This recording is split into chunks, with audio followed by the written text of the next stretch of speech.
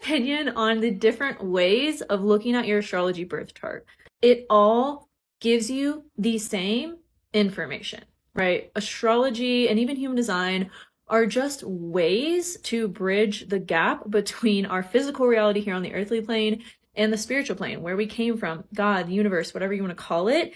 Astrology and human design are tools we can use to strengthen our intuitive channel to connect with where our soul came from. It doesn't matter the method or the mode that you're using to read that information. It all says the same thing. Even if it's tarot, if it's numerology, if it's cardology, if it's the Akashic Records, or if it's human design and astrology, it all gives you the same information in a different way.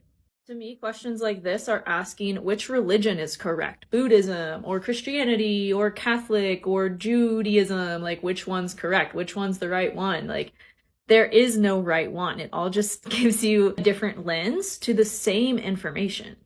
But like intellectually, I know that progress charts are best for looking at transits and how transits are impacting you and affecting you. But again, every time I've read this for myself or looked at either one or looked at both in comparison, it gives me the same information in just a different way.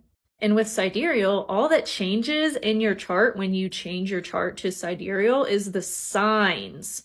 And that's just the energetic expression of your planets, of your houses, of the aspects in your chart, but everything else remains the same.